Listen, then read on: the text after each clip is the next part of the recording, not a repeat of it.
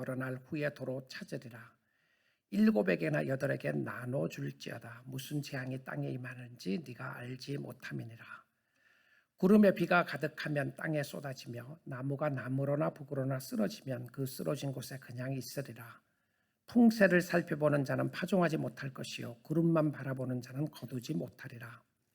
바람의 길이 어떠함과 아이벤 자의 태에서 뼈가 어떻게 자라는지를 네가 알지 못함 같이 만사를 성취하시는 하나님의 일을 네가 알지 못하느니라. 너는 아침에 씨를 뿌리고 저녁에도 손을 놓지 말라. 이것이 잘 될는지 저것이 잘 될는지 혹 둘이 다 잘 될는지 알지 못함이니라. 빛은 실로 아름다운 것이라. 눈으로 해를 보는 것이 즐거운 일이로다. 사람이 여러 해를 살면 항상 즐거울지로다. 그러나 캄캄한 날들이 많으리니 그 날들을 생각할지로다. 다가올 일은 다 헛되도다. 청년이여 내 어린 때를 즐거워하며 내 청년의 날들을 마음에 기뻐하여 마음에 원하는 길들과 내 눈이 보는 대로 행하라. 그러나 하나님이 이 모든 일로 말미암아 너를 심판하실 줄 알라. 그런즉 근심이 내 마음에서 떠나게 하며 악이 내 몸에서 물러가게 하라. 어릴 때와 검은 머리의 시절이 다 헛되니라. 아멘. 하나님의 말씀이었습니다.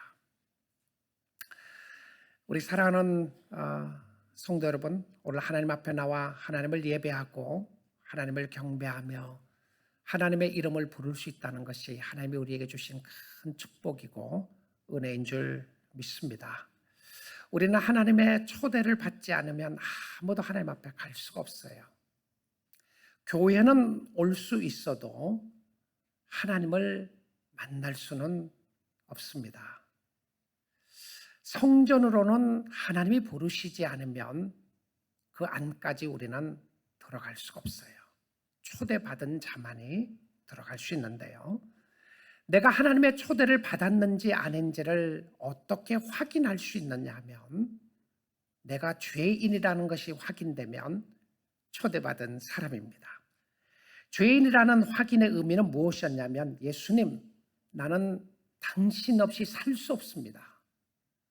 예수님, 당신이 최고입니다.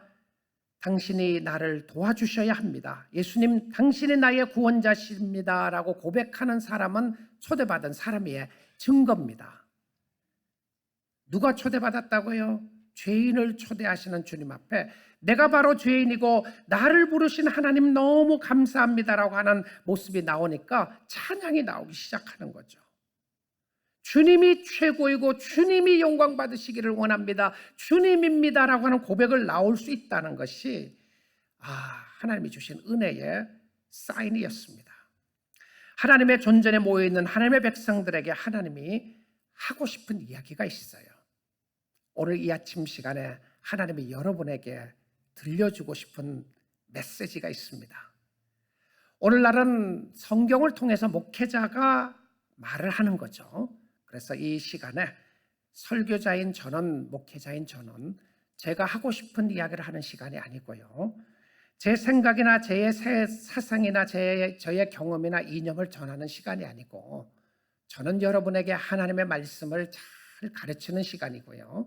여러분은 하나님께서 나에게 무슨 말씀을 하시는가를 마음을 여시고 귀를 여시고 듣는 시간인 줄 믿습니다. 하나님 말씀해 주세요. 제가 듣겠습니다. 정말 좋은 예배자의 자세이고 생각입니다.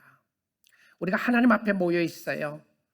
오늘 이 시간에 성령님께서 우리와 함께 하시고 예수님도 우리와 함께 하시고 하나님도 이곳에 함께 계시는 줄 믿습니다. 우리 하나님 앞에서 자세를 어떻게 해야 되겠어요? 그렇죠? 우리 하나님 앞에서 어떻게 경청해야 되겠습니까? 우리가 하나님이 여기에 계신다는 걸 정말 믿으면 어떻게 말씀을 들어야 되겠어요? 우리 하나님 앞에 경건하게, 진솔하게, 또 깨끗한 마음을 가지고 정직하게 하나님 앞에 경청하고 예배하는 시간 가지기를 원합니다. 오늘은 하나님이 전도서 11장 말씀을 가지고 하시고 싶은 이야기가 있어요. 하나님 앞에서, 내 앞에서 어떻게 살아야 하는 것인가, 이 말씀을 들으면 좋겠습니다. 하나님 앞에 사는 삶에 여러 가지 독특한 포인트들이 있는데요. 성경 전체는 하나님을 계시해 주시는 말씀입니다. 그리고 하나님 앞에서 예배자로 살고 기도자로 살고 전도자로 살고 사랑하며 살고 용서하며 살고 거룩한 삶을 사는 것이 하나님이 기뻐하는 삶이었습니다. 참으로 많은 방법과 격려와 명령의 말씀을 우리에게 주시면서 우리가 어떻게 하나님을 섬겨야 할지를 성경은 우리에게 끊임없이 이야기를 해주고 있습니다. 오늘은 지혜로운 자의 삶에 대한 이야기를 지난주에 이어서 생각해 보기를 원하는데요. 전도서 10장과 11장은 이 한 장으로 연결되어 있는 것과 같습니다. 어떻게 사는 것이 지혜를 가지고 사는 것이며 어떻게 사는 것이 어리석게 사는 것인가를 보여주면서 지혜롭게 사는 사람의 모습 하나를 오늘 좀 확인해 보기를 원합니다. 하나님 앞에 사는 사람의 독특한 점이 무엇인지를요. 여러분 본문 말씀 보겠습니다. 전도서 11장 1절입니다. 너는 내 떡을 물 위에 던져라. 여러 날 후에 도로 찾으리라. 이게 무슨 말씀이죠? 왜 떡을 물 위에 던지라고 이야기를 합니까? 물에 떡을 던지면 떡이 물에 가라앉지 않나요? 물고기의 밥이 되는데 물에 빠진 떡을 건져낸다고 할지라도 누가 먹겠습니까? 그걸요. 그런데 여러 날 후에 도로 찾는다 이렇게 이야기해요. 말도 안 되는 소리를 성경이 하고 있는 겁니다. 우리의 어떤 생각과 우리의 경험과 우리의 모습으로 생각해 보면 이게 말이 안 되는 거죠. 이해할 수가 없어요. 그래서 여러분의 경험과 생각으로 성경이 이해할 수 없다는 걸 인정하는 것도 좋은 겁니다. 이게 무슨 말입니까? 그래서 이 전도서에 나오는 역설 중에 하나인데요. 패러닥스죠. 이 말이 안 되는 것 같은데 진리의 말씀이 담겨져 있어요. 명령어처럼 나옵니다. 그런데 이 1절 말씀의 해석의 힌트를 얻을 수 있는 부분이 2절입니다.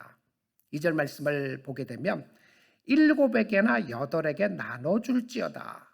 무슨 재앙이 땅에 임할는지 네가 알지 못함이니라. 제가 이 전도서 말씀을 준비하다가 여러 추석을 이제 참고를 해보니까 읽어보니까 어떤 목사님이 이렇게 이야기를 했어요. 이 1절, 2절 말씀은 여러분이 가지고 있는 재산을 분립하라는 것이다. 이렇게 이야기를 했어요. 스탁에서 여러 군데 한 군데로 모으지 말고 분립하라는 것이 이 성경에 나와 있다. 그거 주식하는 사람들의 쓰는 포인트가 있죠. Do not put all eggs in one basket. 이게 중요한 이 원리로 해가지고 우리 교회 경제 전문가들이 많이 있어요. 한 바구니에 계란을 다 담지 말고 분립해서 투자를 해라. 이런 말이다. 이렇게 이야기하는 사람이 있었어요. 재밌는 해석이라 생각이 드는데 좀 본문 말씀하고 좀 안 맞는 것 같아요. 제 생각에는 잘 안 맞는 것 같아요. 이것은 나의 어떤 소유 증식에 관한 부분이 아니라 오히려 나눠주고 베풀라고 하는 부분에 대한 부분을 이야기해주고 있습니다. 그러면 하나님이 채워주신다는 건데요. 1절 말씀을 다시 돌아와서 한번 좀 생각해 보겠습니다. 너는 너의 떡을 내 떡을 물 위에 던져라. 여러 날 후에 도로 찾으리라. 저는 이렇게 생각이 듭니다. 허비는 채웁니다. 나눔은 채웁니다. 낭비는 채웁니다라는 말씀을 해요. 이것도 역설이죠. 어떻게 버리는데 채워지는 것인가요? 잃는 것 아닙니까? 하나님 앞에서의 삶은 희생하는 것이 사는 것이고 죽는 것이 사는 겁니다. 내가 죽을 때 그리스도가 사는 것이죠. 맞습니까? 내가 죽으면 내가 죽는데 성경의 이야기는 내가 죽으면 내가 죽는 것이 아니라 그리스도가 나의 삶 속에 새로운 그리스도가 사는, 나의 자아가 죽어야 십자가 앞에서 내가 살 수 있는 것을 보여주고 있어요. 이 말씀을 생각하면 갈라디아서 2장 20절 말씀이 떠오르게 됩니다. 여러분 잘 아는 말씀이죠? 한번 읽어보겠습니다. 같이 읽습니다. 내가 그리스도와 함께 십자가에 못 박혔나니 그런즉 이제는 내가 사는 것이 아니요 오직 내 안에 그리스도께서 사시는 것이라. 이제 내가 육체 가운데 사는 것은 나를 사랑하사 나를 위하여 자기 자신을 버리신 하나님의 아들을 믿는 믿음 안에서 사는 것이라. 자, 내가 죽으니까 예수가 사는 겁니다. 그래서 예수 안에서의 사는 삶은 나는 죽고 그리스도가 사는 것인데요, 이것이 믿음의 삶이라고 이야기해주고 있어요. 내가 믿음으로 산다고 하는 의미 자체가 무엇이었냐면 내가 죽고 그리스도가 사는 거예요. 예수 그리스도가 나의 삶을 통하여 영광받고 존귀함을 받고 예수를 위해서 사는 삶이 어떤 삶이냐면 믿음의 삶이에요. 나는 예수를 믿고 난 이후에도 예수와 상관없이 살아간다. 그 믿음의 삶이 아니죠. 믿음의 삶이 아닙니다. 하나님 앞에서 사는 삶은 예수를 위하여 믿음으로 주를 의지하고 사는 삶인데요, 저는 1절 말씀을 묵상하며 공부를 하다가 떠오르는 신약 성경의 이미지가 확 떠오르는 이미지가 있었어요. 그것은 예수님께 옥합을 깨뜨려서 향유로 예수님의 발을, 자기의 머리털로 예수의 발을 씻었던 여인의 사건이 생각이 났어요. 왜 그 여인의 사건이 생각났냐면 그 사건 속에 나오는 이야기들 때문에 그렇습니다. 여러분, 그 옥합을 깨뜨려서 향유를 바른 사건이 2번 나옵니다. 같은 사건이 아니에요. 한 번에 나오는 부분은 죄인이라고 이야기하는 여인이 옥합을 깨뜨렸고요, 또 다른 사건은 마리아라고 하는 여인이 깨뜨렸습니다. 예수님의 어머니 마리아가 아니고 마리아와 마르다와 함께 나오는 나사로의 누이가 되는 마리아가 옥합을 깨뜨리는 장면이 나오게 됩니다. 그런데 이 옥합을 깨뜨려서 머리털로 예수님의 발을 닦는 역사가 있었을 때에 주위의 제자들이, 주위의 사람이 뭐라고 말했습니까? 왜 이것을 낭비하느냐, 허비하느냐라고 그랬어요. 이것을 300데나리온에 팔아서 가난한 사람들에게 주었으면 더 좋았을 것을, 예수님 왜 이 여인이 이렇게 하는 잘못되고 어리석은 행동을 하는 거 예수님 왜 가만두십니까? 왜 이렇게 낭비하도록 합니까? 그때 예수님이 뭐라고 그러셨느냐 하면요, 가만둬라, 이 여인이 참 잘했다, 이 여인은 나의 장례를 위하여 준비했다라고 이야기를 하시면서 천국의 복음이, 천하의 복음이 전해지는 곳곳마다 이 여인을 이야기하여 나를 기념하라고 말씀하셨어요. 자, 세상적인 관점으로 보게 되면 향유를 뿌린, 옥합을 깨뜨린 여인의 모습은 낭비요 허비였습니다. Can't understand. 아니, 왜 이런 일들을 하게 되죠? 그리고 가난한 자들에게 나눠주는 것이 더 좋은 부분이라고 생각이 듭니다. 그리고 제자들은 이 일에 대해서 화를 냈어요. 아니, 제자들이 왜 화를 냈죠? 자기 것도 아니었잖아요. 왜 여인이 한 행동을 가지고 주위에 있는 제자들이 그렇게 화를 냈습니까? 여러분, 성경은요, 예수님께 한 헌신은 그 어떤 것이라도 낭비가 아니고 허비가 아니었습니다. 사랑하는 성도 여러분, 주를 섬기는 것은 낭비가 아닙니다. 아니, 주를 위하여 낭비하십시오. 시간을 낭비하시고, 주를 위하여 물질을 낭비하시고, 주를 위하여 여러분 자신을 낭비해 보십시오. 왜냐하면 주님이 여러분을 위하여 모든 것을 다 낭비하셨어요. 낭비 아니었습니까? 허비 아니었나요? 예수님은 이 땅에 오실 이유가 아무것도 없었습니다. 예수님 자신을 생각했다면요, 그렇죠? 하나님은 저와 여러분을 사랑하셔서 하나님의 아들 독생자 예수 그리스도를 이 땅에 보내주시고, 그가 죽으심으로 말미암아 그의 생명과 그의 삶과 그의 모든 것을 다 내놓음으로 말미암아 하나님은 우리를 사랑하셔서 모든 것을 다 주셨다고 하는 표현을 어떻게 하셨냐면 아들을 주시기까지 주시니가 주셨다고 그랬어요. 누구를 위해서요? 저와 여러분을 위해서 다 허비하신 거예요. 다 낭비하셨어요. 우리는 십자가의 사건을 세상적인 관점으로 보게 되면 That's so foolish. 어리석은 겁니다. 어리석은 거예요. 사람들은 손가락질했습니다. 아니, 왜 하나님이 이 어리석은 방법을 택했느냐? 십자가는 그 당시에 가장 흉악한 범죄자들이 십자가에 죽는 그런 사건이었습니다. 왜 하나님의 아들 예수 그리스도가 십자가에 죽어야 했었습니까? 왜 하나님의 아들 예수 그리스도가 저주를 받아서 죽어야 했습니까? 그래서 사람들이 이야기합니다. 저것은 허비고 낭비고 저런 복음의 메시지를 누가 믿겠느냐? 유대인들이나 헬라인들이나 로마 사람들이나 세상적인 지식으로 생각하면 십자가를 믿을 수가 없었어요. 허비였고 낭비였기 때문에 그렇습니다. 그리고 그것은 너무나도 어리석은 것으로 보였기 때문에 그랬었어요. 근데 주님은 이 어리석은 방법과 같은 방법을 사용하셔서 우리를 살리신 것이었습니다.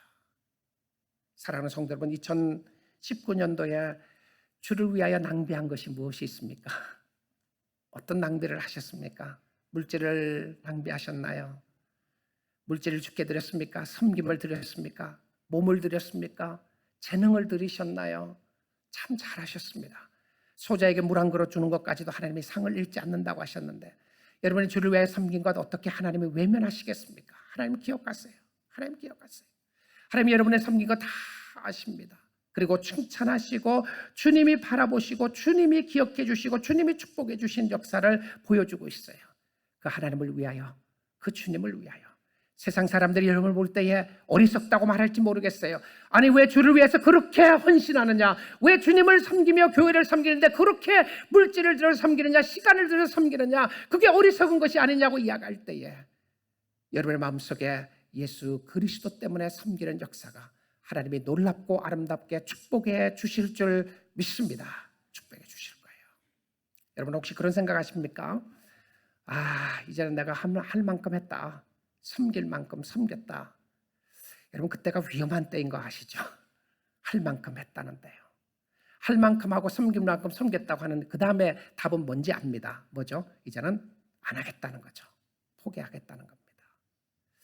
우리가 주님 앞에 서는 그 순간까지 주님을 사랑하고 섬기는 것 주님이 기억하십니다. 그리고 많은 날 후에 도로 찾으리라. 무슨 의미죠? 하나님이 다 갚아주시겠다는 거예요. 갚아주시겠다는 겁니다. 자, 이 본문 속에 나타나는 하나님이 어떤 분이신지 좀 확인해 보면 좋겠어요. 하나님은 말씀을 통해서 계시해 주시죠. 계시해 주십니다. 우리에게 알려주세요. 그래서 오늘 본문에 나오는 하나님은 어떠한 하나님인지 좀 두 부분에서 살펴보기 원합니다. 먼저 전도서 11장 5절 본문 말씀입니다. 바람의 길이 어떠함과 아이벤 자의 태에서 뼈가 어떻게 자라는지를 네가 알지 못함 같이 만사를 성취하시는 하나님의 일을 네가 알지 못하느니라. 하나님은 어떠한 분이십니까? 하나님은요, 만사를 성취하시는 하나님이에요. 만사를 성취하시는 하나님이다. 이 부분은 모든 일을 이루시는 하나님, 이런 부분이에요.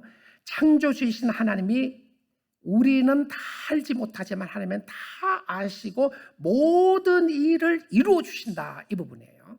여러분, 우리가 이 땅에 살아나가는 동안에는 하나님이 계시해 주신 것 외에는 우리가 알지 못해요. 근데 하나님이 우리가 이 땅에 살아나가는 동안 우리에게 필요한 것을 계시해 주시는데 많은 부분은 하나님이 알려주시지 않았어요. 왜 어려움이 이 순간 이때에 일어나는지 모를 때가 많이 있어요. 여러분, 그럴 때 있지 않습니까? 왜 한꺼번에 문제가 생기면 문제가 모이는가? 왜 그런지 아세요? 왜 갑자기 이 문제도 터지고 저 문제도 터지고 갑자기 어려움이 한꺼번에 다 모이는가? 어떨 땐 정말 안타까울 때가 있어요. 어떤 교우들 보면 정말 안타까워요. 한꺼번에 이런 문제들이 터져서 어떻게 하기를 원하는지 안타까운 부분들이 있어요. 근데 여러분의 삶 속에도 그런 때가 있죠. 왜 그런지 압니까? 여러분, 한꺼번에 여러 가지 사건들이 터졌을 때에 하나님은 여러분에게 가르쳐주고 싶은 레슨이 있습니다. 그것은 전심으로 하나님을 신뢰하라고 주시는 것인 줄 믿습니다. 내가 할 수 없는 거죠. 할 수 없기 때문에 손드는 그 순간이 하나님이 역사하시고 일하실 수 있는 시간이에요. 그래서 하나님 앞에 드리세요.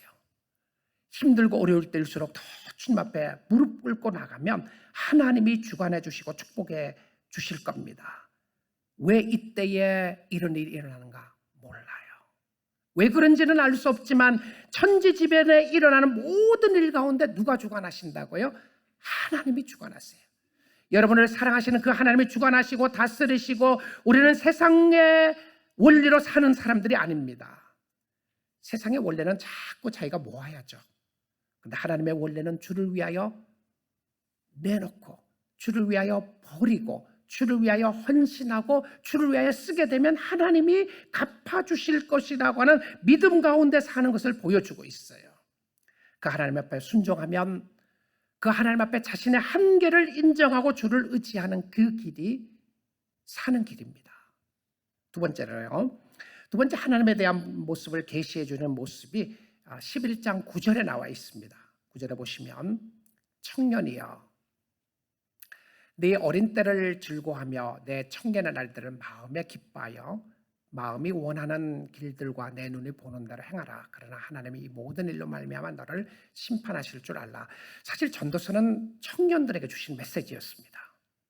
젊은 사람들에게 지금 젊었다고 해서 마음대로 살지 말고 하나님을 신뢰하고 살 것을 권장하는 모습인데요. 자, 여러분 이 부분을 잘 읽어보시면 네 어린 때를 즐거워하며 내 청년의 아들 마음에 기뻐하여 마음에 원하는 대로 마음이 원하는 길들과 내 눈이 보는 대로 행하라. 자, 이 말씀을 여기까지만 읽으면 마음대로 살아라고 하는 것을 권장하는 것 같아요. 네가 하고 싶은 대로 하고 네가 생각하는 대로 생각하고 그냥 원하는 대로 행하여 살아라고 하는 것처럼 들립니다. 근데 뒷부분을 보시면 그러나라고 하는 단어가 붙어 있어요. 그러나 하나님이 이 모든 일로 말미암아 너를 심판하시리라. 무엇을 이야기하고 있죠? 죄성의 마음은 하고 싶은 대로 하는 것이 죄성의 마음이에요. 여러분 마음대로 원하는 대로 다 하고 산다. 어쩌면 하나님의 뜻이 아니라 여러분의 뜻대로 살아나갈 수 있습니다. 하나님의 뜻은 여러분의 죄성의 모습이 하고 싶은 대로 하지 않고 하나님이 역사하시고 축복하시고 어떤 경우에는 여러분의 가는 길을 막으시고 하나님은 위를 보게 하실 때가 있다는 것이죠. 위를 보게 하세요. 자신을 굴복시키고 하나님 앞에 나가게 하는데 하나님이 심판하시는 것을 보여주면서 여러분 죽으면 끝이 아닙니다. 죽으면 다 끝나지 않아요. 이 모든 일로 말미암아 너를 심판하실 줄 알라. 하나님이 모든 것을 주관하고 다스리시고 축복해 주시는 것을 보여주고 있는데요. 사랑하는 성도 여러분, 여러분이 주를 위하여 섬기고 헌신하고 사랑하는 것 주님이 아시고 기억하십니다. 그리고 주님이 축복해 주세요. 모든 것을 주관하시는 하나님이 여러분은 모든 것을 주관하시는 하나님 앞에 그 길과 그 뜻을 알지 못하지만 하나님은 아시고 가장 선한 길로 믿음의 자녀들은 인도하여 주시는 줄 믿습니다. 그래서 믿음으로 반응하세요. 오늘 이 시간에도 주님, 내가 믿음으로 주님을 의지하겠습니다라고 반응해 보십시오. 자, 그런데 이 하나님 앞에서 사는 삶을 좀 더 구체적으로요. 오늘 주시는 말씀 가운데 적용하는 부분으로 세 가지만 좀 살펴보기 원합니다. 하나님 앞에서 오늘 본문은 우리에게 어떻게 살아야 한다고 말하고 있는지를 보기를 원해요. 하나님이 창조주가 되시고 하나님이 주관자가 되시고 만사를 주관하시는 하나님 앞에서 우리가 죽음 이후에 심판에 있을 것을 알기 때문에 그 하나님 앞에서 어떻게 살아야 될 것을 말씀해 주시는 삶 가운데 한 세 가지만 오늘 주신 말씀 적용의 말씀으로 살펴보기 원합니다. 첫째는 여러분 열심히 씨를 뿌리며 살아야 합니다. 열심히 씨를 뿌리며 살자. 여러분 VIP 초청잔치가 끝났다고 기도를 쉬고 있으시나요? 이제는 전도를 이만하면 됐다고 생각을 하고 중단하고 계십니까? 아니면 여러분의 생각하는 사람이 아무래도 안 된다고 생각하고 포기하고 계셨습니까? 열매를 맺지 못하기 때문에 이제는 더 이상 내가 아무것도 안 해야 된다고 생각하고 있습니까? 하나님이 기도를 들어주시지 않는다고 생각을 하시고 혹시 가족을 위한 기도를 포기하고 계시나요? 기도하든 안 하든 하나님이 알아서 하시겠지 생각을 하고 아무것도 안 하고 계시나요? 자, 오늘 말씀 확인해 보겠습니다. 전도서 11장 6절입니다. 너는 아침에 씨를 뿌리고 저녁에도 손을 놓지 말라. 이것이 잘 될는지 저것이 잘 될는지 혹 둘이 다 잘 될는지 알지 못함이니라. 너는 아침에 씨를 뿌리고 저녁에도 손을 놓지 말라. 어느 것이 잘 될지 알지 못하기 때문에 오늘 우리에게 주시는 메시지는 무엇이었냐면 하나님이 지속적으로 일하라는 것을 말해주고 있어요. 여러분 2019년도에 많이 씨앗을 뿌리셨습니까? 잘하셨습니다. 여러분 자녀들을 위하여 기도의 씨앗을 뿌리셨습니까? 잘하셨어요. 뿌리셔야 합니다. 여러분 자녀들을 위해서 뿌린 것이 아무것도 없으면요 영적인 거둘 게 아무것도 없어요.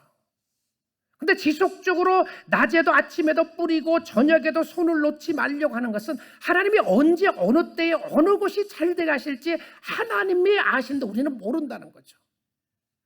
내가 기도했던 사람은 A라고 하는 사람이었는데 A라는 사람은 주께로 안 돌아오고 기도하지도 않고 한두 번 만났는데 B라는 사람이 돌아왔어요. 하나님이 하실 일이었습니다. 근데 그 사람을 만나게 하나님이 인도해 주셨어요. 기도하고 무릎 꿇고 있으니까 내가 원하지 않는 방법으로 하나님이 인도하시는데 다 잘 되었던 것이었어요. 하나님 비즈니스를 이렇게 하면 좋겠습니다라고 했는데 그렇게 안 되고 그 길을 막아주시고 오히려 다른 길을 열었는데 그 길이 더 잘 됐어요. 기도의 결과였어요. 뿌렸던 결과였습니다. 여러분, 복음의 씨앗을 뿌리셔야 합니다. 우리는 사랑의 씨앗을 뿌려야 합니다. 우리는 말씀의 씨앗을 뿌려야 합니다. 우리가 계속 주의 뜻을 위하여 살아야 하는 것은 우리는 모르지만 하나님이 다 알고 계시기 때문에 그래요. 그래서 그 주님께 믿음으로 사는 것인데요, 무엇이 잘 될런지 어떤 것이 잘 될런지 우리는 알지 못하지만 하나님이 다 아십니다. 그래서 우리가 스스로 하나님 행세를 하는 것이 아니라 하나님을 신뢰해야 합니다. 이 말씀을 갈라디아서 6장의 말씀으로 확인 한번 해보도록 하겠습니다. 스스로 속이지 말라. 하나님은 업신여김을 받지 아니하시나니 사람이 무엇으로 심든지 그대로 거두리라. 다른 성경 구절은 하나님은 만홀히 여김을 받지 않는다고 이렇게 번역을 했던 구절이 있죠. 개역 성경에서는요, 스스로 속이지 말라. 이 속인다고 하는 의미가 어떤 의미로 생각을 하냐면 여러분이 이렇게 생각하는 겁니다. 하나님이 다 알아서 하실 거니까 나는 아무것도 안 해도 되겠다고 생각하는 게 하나님을 속이는 겁니다. 나는 심지도 않고 거두려고 생각하는 거죠. 그거 하나님을 속이는 거예요. 그리고 자기 자신에게도 속이는 겁니다. 자기 자신도 속이고 하나님도 업신여긴다. 우리가 하나님을 어떻게 업신여기느냐 하면 우리가 아무 일도 안 하고 있는 것 하나님이 업신여길 수 있다는 것이죠. 그리고는 사람이 무엇으로 심든지 그대로 거둔다고 이야기를 하고 있어요. 무엇을 심으시나요? 올 한 해 무엇을 심으셨습니까? 많이 심으셨나요? 영적인 일 많이 심으셨나요? 하나님이 아십니다. 하나님의 때에 거둘 곡식 많이 주실 거예요. 30배, 60배, 100배에 여러분이 심은 것 이상으로 언젠가는 거둘게 해주실 겁니다. 그것이 우리의 타이밍과 안 맞는 경우들이 있지만 하나님 그거 잊어버리지 않으셨어요. 8절 말씀 봅니다. 자기의 육체를 위하여 심는 자는 육체로부터 썩어질 것을 거두고 성령을 위하여 심는 자는 성령으로부터 영생을 거두리라. 여러분의 삶 속에 육신을 위하여 살았으면 영적으로 거둘 게 아무것도 없다는 것 아시나요? 이런 부분에서 하나님을 스스로 속이지 말고 하나님을 업신여기지 말라는 겁니다. 영적으로 주를 위하여 심은 것이 없는데 영적으로 거둘 것 없어요. 하나님 앞에 열심히 기도하지 않고 하나님 앞에 말씀 보지 않고 하나님의 영혼들에 대한 안타까움을 가지고 전도하지 않고 자녀들을 위해서 기도하지 않는데 하나님이 영적으로 그 자녀들과 그 모든 일에 다 알아서 축복해 주시기를 바라는 것은요, 하나님의 뜻이 아니었어요. 여러분, 하나님이 여러분에게 요구하고 우리에게 요구하는 것은요, 무엇을 심느냐에 달려 있습니다. 혹시 이제는 내가 할 만큼 했고 될 만큼 했으니까 이제는 영적인 일을 그만 심어도 되겠다고 생각하시는 사람들이 있으시나요? 사랑하는 성도 여러분, 영적인 일에 있어서는 지속적으로 심으셔야 합니다. 오늘도 심으셔야 돼요. 내일도 심으셔야 하는 것은 하나님께서 거둘 양식을 주시는데요, 성령을 심어야 성령의 열매를 거둘 수 있습니다. 육체를 위해서 살면요, 육체의 열매밖에 거둘 수가 없다는 거죠. 자, 9절 봅니다. 우리가 선을 행하되 낙심하지 말지니 포기하지 아니하면 때가 이름에 거두리라. 여러분, 선을 행하는데 왜 낙심해요? 좋은 일 하는데. 여러분, 좋은 일 하는 사람이 낙심된다는 것 아시나요? 좋은 일을 열심히 했는데 낙심이 돼요. 성경은 우리에게 이야기합니다. 왜 좋은 일을 하고 낙심이 되느냐고 말입니다. 왜 낙심이 되죠? 내가 좋은 일을 했는데 상대방이 그것을 좋게 안 받아들이는 거예요. 나는 선을 심었다고 생각하는데 상대방은 악을 거두려고 그래요. 나를 이용하는 사람들이 있단 말입니다. 그러니까 어떻게 낙심돼요? 내가 주를 위해서 섬겼는데 알아주는 사람이 없는 거예요. 낙심되는 거죠. 그래서 선한 일을 하고도 낙심되는 이유가 많이 있을 수 있습니다. 여러분, 주님을 잘 선한 의도로 섬겼는데 나중에 보니까 낙심돼서 절망돼서 포기하고 있는 사람들이 있잖아요. 꽤 많은 사람들이 그런 사람들이 있어요. 내가 주를 위해서 이렇게 살았는데 주님은 뭘 하고 있습니까? 아무도 왜 안 알아줍니까? 낙심되는 거죠. 그런데 선을 행하되 낙심하지 말지니, 여러분, 선한 일을 위하여 주를 섬기는 사람들의 조심하고 바라보아야 될 것은 무엇이냐면 낙심하지 않는 거예요. 낙심하지 마세요. 포기하지 아니하면 때가 이름에 거두리라. 우리에게 요구하시는 게 뭡니까? 지속적인 인내를 요구하세요. 인내하면, 포기하지 않으면 때가 이름에 거두리라. 믿습니까? 하나님의 말씀이에요. 때가 이름에 거두리라. 심었던 거 거두게 된다고 이야기를 합니다. 그 다음에 10절입니다. 그러므로 우리는 기회 있는 대로 모든 이에게 착한 일을 하되 더욱 믿음의 가정들에게 할지니라. 세상의 가치로서는 판단할 수 없는 것이 너무 많아요. 저는 주님 앞에 기도하면서 우리 성도들을 위해서도 기도하는 가운데 이런 기도를 자주 드리게 됩니다. 하나님 앞에 가면 생명의 면류관, 의의 면류관을 쓸 날을 기다리고 있고요. 저에게뿐만 아니라 여러분에게도 주실 줄 믿습니다. 바울이 고백했던 고백이었어요. 나에게뿐만 아니라 그리스도를 사모하는 자들에게 면류관을 주실 것을 사도 바울이 바라보게 되었어요. 그리고 저는 하나님 앞에 정말 듣고 싶은 이야기가 있습니다. 착하고 충성된 종아, 네가 작은 일에 충성했으면 많은 것으로 너에게 갚아줄 것이라고 하는 하나님의 음성입니다. 착하고 충성된 종아, good and faithful servant. 여러분, 하나님의 칭찬을 귀하게 여기십시오. 하나님의 인정하심을 귀하게 여기세요. 하나님 앞에서 살으셔야 합니다. 하나님이 살아계세요. 하나님이 살아계시기에 여러분, 주님을 섬기다가 낙심되고 좌절되고 실망되는 부분들 다시 한번 마음을 모으시고요. 이제는 포기하고 섬기지 않겠다고 각오한 부분들이 있으시나요? 여러분, 2020년에 더 주님을 섬길 수 있기를 원합니다. 생명 주셨을 때에 하나님 사랑하시고요. 생명 있을 때 하나님을 바라보시고 하나님을 의지하고 살 수 있기를 원합니다. 열심히 씨앗을 뿌리셔야 합니다. 두 번째 우리에게 하나님 앞에서 어떻게 살아야 되냐면 주 안에서 즐겁게 살 수 있기 원합니다. 즐겁게 사세요. 이 즐겁게 산다고 하는 것이 전도서의 주제이기도 한데요. 전도서의 주제 중에 하나가 Enjoy Life, 인생을 즐기라는 것인데 이제 전도서가 거의 마무리 단계가 있습니다. 저는 좀 아쉬워요. 여러분도 그럴지 모르겠는데요. 이제 2번 설교를 남겨두고 있는데 아쉽습니다. 근데 참 은혜의 시간이었어요. 이제 전도서를 마무리하면서 우리가 전도서가 이야기하는 인생의 즐김이 무엇인지를 다시 한번 좀 더 확인해보고 가야 될 것 같습니다. 우리 마음대로 사는 것, 즐기며 사는 것이 즐기는 것이 아니었습니다. 내가 원하는 대로 쾌락을 추구하면서 사는 것이 전도서의 핵심이 아니었어요. 우리는 예수 믿으면서 우울하고 답답하고 억울하게 사는 것이 예수 믿는 삶이 아니었습니다. 하나님이 우리에게 주신 인생은 즐기면서 주는 인생이었는데 예수 안에서 즐기는 삶이었고, 예수 안에서 즐기는 삶은 가정을 인하여 즐거워하고 일을 인하여 즐거워하고 하나님이 주시는 시간을 인하여 즐거워하는 것이 주님이 기뻐하는 삶이었던 것을 보여주고 있습니다. 주 안에서 사는 축복이었어요. 사나 죽으나 우리는 주의 것이로다. 살아도 주를 위하여 살고 죽어도 주를 위하여 사는 것은, 행복한 삶은 오직 예수 그리스도라는 것을 확인한 부분입니다. 자, 이 확인하면서 좀 더 확인하고 지나가겠습니다. 전도서 11장 7절 8절입니다. 빛은 실로 아름다운 것이다. 눈으로 해를 보는 것이 즐거운 일이로다. 저는 이 말씀을 준비하면서 바깥에 나가서 해를 보면서 더 즐겼어요.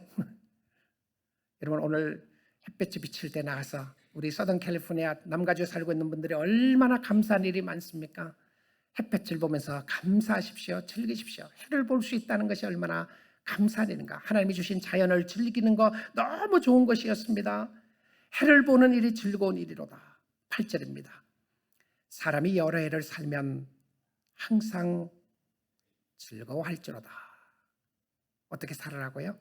살면 살수록 어떻게? 즐거워하면서 살래요. 아니 목사님 아직도 뭘 몰라서 그러죠. 내 나이 돼 보세요. 그런 분들 무서워요. 내 나이 돼 보라고. 저는 안 됐으니까 모르죠. 그러니까 네가 뭘 안다고 그러냐 이런 거죠. 저 몰라요. 또 제 인생을 살아가면서 정말 보니까 너무 우리 아는 것에 한계가 있어요. 리미테이션이 있어요. 참 모르는 게 많아요. 내가 경험하지 않고 모르는 것도 너무 많고요. 어떤 사람이 그래요. 야 우리 아이들 대학 다 졸업했다. 너무 좋다. 그러니까 목사님 너무 좋아하지 마세요. 대학 졸업하고 나서 다른 걱정이 또 있어요. 결혼해야죠. 결혼하면 잡을 잡아야죠. 다음에 아이들 낳아야죠. 아이 낳으면 아이들 봐줘야죠. 끝이 없어요. 끝이 없어요. 아마 그렇게 말하시는 분들의 이야기가 저는 100%다 맞다고 생각합니다. 왜냐하면 그분들이 경험에서 나오는 부분들이 확실하게 있으니까요. 그렇습니다. 근데 성경은 이렇게 이야기를 해요. 여러 해를 살면 항상 즐거워할지로다. 정말 힘들고 어렵게 사는 분들에게 이게 위로가 될 것 같아요. 근데 성경은 되는 겁니다. 그렇죠? 믿습니까? 즐거워하면서 사셔요. 즐거워하면서. 죽지 못해서 살지. 죽지 못해서 살지 않아요. 그렇게 살지 않아요. 하나님이 우리에게 생명을 주시는데 즐거워하면서 살지어다. 근데 참 하나님의 말씀이 참 재밌고 생명을 주는 게 여기서 끝나지 않아요. 그렇게 살려고 이야기를 해놔놓고요. 항상 즐거워할지로다. 그러나 이게 진리죠. 현실이죠. 근데 우리는 정말 예수 믿는 사람은 현실 도피자들이 아닙니다. 문제가 많은데 문제 없는 것처럼 생각하는 것 아니고요. 어려움이 있는데 내가 마음이 너무 아픈데 안 아픈 척하는 거, 그거 우리 믿음이 좋아서 그러지 않아요. 진짜 믿음 좋은 사람은요, 나 아픈 걸 하나님 앞에 아프다고 말할 줄 아는 용기가 있는 사람입니다. 하나님, 우리 아이들 잘못되고 있어요. 하나님, 우리 가정 지금 어려워요. 하나님, 내 문제 이거 잘 해결할 수가 없어요. 내 남편, 내 아내 관계 어렵습니다. 하나님, 이거 인정하는 거 좋은 겁니다. 왜냐하면 캄캄한 날들이 많다고 그랬어요. 근데 캄캄한 날이 많은데도 뭐라고 했습니까? 항상 뭘 어떻게 하라고요? 즐거워하래요. 자, 이것이 신앙의 신비입니다. 영적 신앙의 신비는 무엇이었냐면 세상적인 방법이나 생각으로 현실만을 보는 사람들이 아니에요. 현실을 도피하는 사람도 아니지만 우리는 현실만을 보는 사람이 아니라 현실 속에서 주를 보는 사람들입니다. 그래서 즐거워하고 감사하는 거예요. 여러분, 감사를 많이 하시면 감사에 더해지시는 것 아시나요? 감사 많이 해보세요. 그럼 감사가 자꾸 생겨요. 걱정을 더해보세요. 걱정이 더블됩니다. 트리플돼요. 계속해서 쌓여지는 모습들을 보게 돼요. 그래서 하나님 앞에 즐거워하는 것은 캄캄한 날도 많은 것을 알고 감사하는 겁니다. 왜 캄캄한 날에 있음에도 감사하느냐면 빛 대신 예수 그리스도를 의지하고 살면 우리의 인생의 광명의 빛 대신 예수 그리스도가 비추어 주실 줄 믿습니다. 예수의 빛을 보라고 하는 이야기입니다. 빛 대신 예수 그리스도께 감사하며 살려고 하는 주님의 메시지였어요. 마지막으로 세 번째입니다. 어떻게 살아야 한다고요? 세 번째 어떻게 살아야 되냐면 오늘 주시는 본문 말씀 가운데 확인해 보기를 원하는데요. 세 번째 말씀은 중요한 삶 속에 잘 적용할 수 있는 말씀인데 근심을 버리면서 사는 겁니다. 근심 버리세요. 근심. 여러분, 걱정이 태산 같죠? 걱정이 태산이에요. 여러분, 근심과 염려가 우리의 신앙생활의 즐거움을 앗아간다는 것 아시나요? 근심의 바이러스가 들어오면, 근심이라고 하는 균이 들어오게 되면 근심은 우리의 무엇을 먹고 사느냐면 성도의 기쁨과 즐거움을 먹고 삽니다. 근심이 어택을 하게 되면 기쁨과 즐거움이 상실해져요. 없어져요.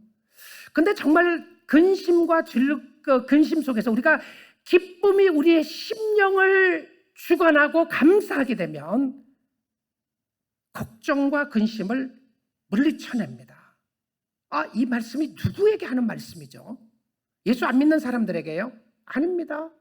누구에게 하는 이야기냐면 저에게 하는 이야기예요. 박 목사에게 하는 이야기입니다. 여러분에게 하는 이야기예요. 여러분에게 이야기를 하면서 근심을 버릴 것을 이야기를 해요. 여러분에게 주시는 메시지인데 한번 확인해 보겠습니다. 정확하게 성경이 뭐라고 말하는지요. 11장 10절입니다. 그런즉 근심이 내 마음에서 네 마음에서 떠나게 하며, 어디에서요? 네 마음에서 떠나게 하며 악이 네 몸에서 물러가게 하라. 어릴 때와 검은 머리의 시절이 다 헛되니라. 자, 이 말씀을 보시면 주님이 없는 삶은 헛된 삶이고 주님이 없는 삶은 무미한 삶입니다. 전도서에 주장했던 헛된 삶은 예수가 없는 삶이었어요. 신나게 먹고 신나게 마시고 많은 것을 가지고 많은 것을 누리고 많은 것을 얻었다고 할지라도 예수가 없는 삶이 무슨 의미가 있겠는가, 그것이 헛되다고 하는 것을 이야기를 해주었어요. 그래서 예수 안에 사는 삶을 이야기를 하면서 주 안에서 사는 삶은 근심을 떠나게 해야 합니다. 근데 근심이 어디에 있어요? 근심이 어디에 있습니까? 세상에 있나요? 근심이 물질에 있습니까? 우리는 자꾸 물질이 근심이 있다고 생각해요. 물질에게. 근심이 아픔의 병에 있습니까? 그렇죠. 병에 있으니까 근심이 생기는 거죠. 근심의 문제가 어디에 있습니까? 성경은 근심의 자리가 어디 있다고 이야기하고 있습니까? 내 마음에 있대요. 그냥 마음이 아니에요. 저 손가락질 하지 마시고 자신에게 마음속에, 나는 내 손가락질을 나 앞에로 내 마음에 있대요. 그럼 근심이 어디 있냐면 내 마음속에 자리를 잡고 있는 거죠. 근데 이 근심이라고 하는 것이 어디로부터 쳐들어오느냐면 세상에서부터 쳐들어와요. 그렇죠. 세상에 문제가 있습니다. 어려움이 있습니다. 가정에 문제가 있습니다. 이것이 내 삶 속으로 쳐들어오고 있습니다. 자, 이 근심이 나의 마음속에 찾아오는데 근심이 들어왔을 때 집을 짓고 알을 까고 있는 자리가 어딨냐면 내 마음이에요. 내 마음입니다. 여러분의 마음이 그 자리에 근심으로 빼앗기지 말아야 합니다. 근심으로 빼앗기지 말아야 돼요. 어떻게 하면 됩니까? 큰 소리 치면 되나요? 근심아, 물러가라. 내 놈아, 물러가라. 여러분, 근심 씨에게 말씀하시고 작별하세요. 근심 씨요, I don't want to dwell anymore with you. 더 이상 너하고 놀고 싶지 않아. 여러분, 은근히요, 죄는 즐기는 것 아세요? 근심 좋아하는 사람 아무도 없습니다. 근데 근심 즐길 수 있어요. 죄와 함께. 낙심 씨에게 말씀하십시오. 낙심 씨여, 내 마음에서 물러가라. 염려 씨에게 이야기하세요. 염려 씨여, 내 마음에서 물러가라. 걱정 씨에게도 이야기하십시오. 걱정 씨에게 물러가라고 말입니다. 여러분의 마음을 근심에게 빼앗기지 않으면 됩니다. 이게 비밀입니다. 내 마음에서 떠나게 하는 비밀은 무엇이었냐면 마음을 빼앗기지 않으면 돼요. 마음의 자리에. 그런데 이 마음의 자리에 이 세상의 것들이 자꾸 치고 들어와요. 근데 우리는 문제 때문에 그렇다고 생각합니다. 맞습니다. 문제가 쏠습니다. 근거가 될 수 있어요. 근데 실질적으로는요, 그 근거를 가지고 치고 들어오는 자리가 어디냐면 내 마음이에요. 정말 신앙이 있을 때, 믿음으로 살 때 여러분 한번 모습 보십시오. 환난 때문에 넘어졌나요? 핍박 때문에 넘어졌습니까? 여러분 정말 잘못 살아서 넘어졌다고 생각하시나요? 여러분 가난해서 영적으로 무너진 사람 보셨습니까? 어렵죠. 힘들어요. 자녀 문제 때문에 신앙이 무너진 사람 보셨나요? 진짜 믿음의 사람들은요, 기도해요. 오히려 살아나요. 오히려 우리의 인생이 세상적으로 잘 될 때에 영적으로 무능력해지고 무너지는 모습 보지 않나요? 교회 오지만 근심과 걱정이 너무 많기 때문에 말씀이 들어갈 자리가 없는 모습을 보지 않습니까? 아니 이렇게 잘 돼 나가는데 왜 이렇게 근심 걱정은 더 태산처럼 밀려오고 몰려오나요? 여러분 그렇지 않나요? 사랑하는 성도 여러분, 정말 우리가 이 땅에 살면서 잘 살고 있지 않습니까? 세상적으로 너무 부유하게 살고 있지 않나요? 여러분 자녀들 다 인류대학 나오고 잘하고 있지 않나요? 물론 대학 못 가는 아이들도 있겠죠. 그렇지만 여러분 미국의 최고의 교육을 받고 있지 않습니까? 다 잘 되고 있지 않으시나요? 여러분 건강 때문에 너무 근심이 많으시나요?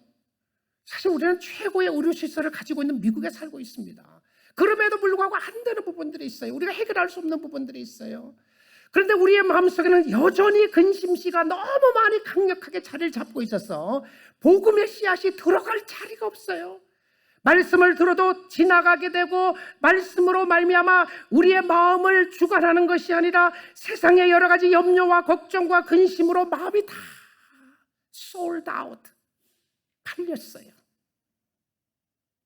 세상의 마음이 너무 팔렸어요. 예수 그리스도가 우리의 심령에 자리해야 될 그 자리에 예수가 앉아있지 않고 다른 것이 앉아있어요.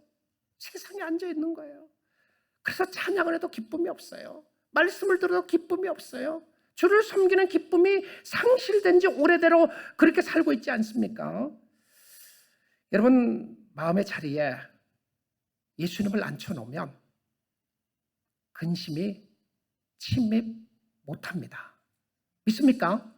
예수님을 꽉 붙잡고 있는데 근심이 침입하던가요? 들어왔다가 나가버려요. 들어왔다가 나가요.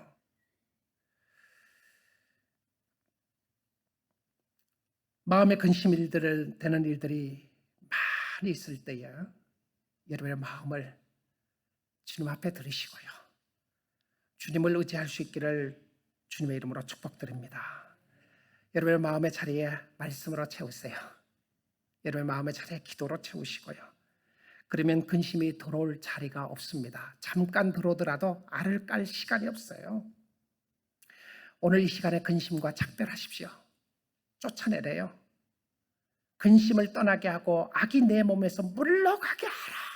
악이 내 몸에서 물러가게 하라. 사랑하는 성도 여러분, 여러분 괜찮습니다. It's okay. 하나님이 붙잡고 계시잖아요. 하나님이 살아계시잖아요. 세상은 안 된다고 그러던가요? 세상은 그렇게 살면 안 된다고 그런 말들 하는 경우들이 있으십니까? 여러분 주위의 환경과 상황은 늘 절망하고 좌절하는 환경 가운데 있으시나요? 여러분의 심령을 주관하시는 하나님을 오늘 이 아침 시간에도 의지할 수 있기를 주님의 이름으로 축복드립니다. 너무 염려, 걱정, 근심으로 채우지 마시고요. 여러분 예수 믿는 사람은 죽으면 천국으로 직행하는 것 아니겠습니까? 오늘도 하나님이 살아계시기에 그 하나님 안에서 안식을 누릴 수 있지 않겠어요?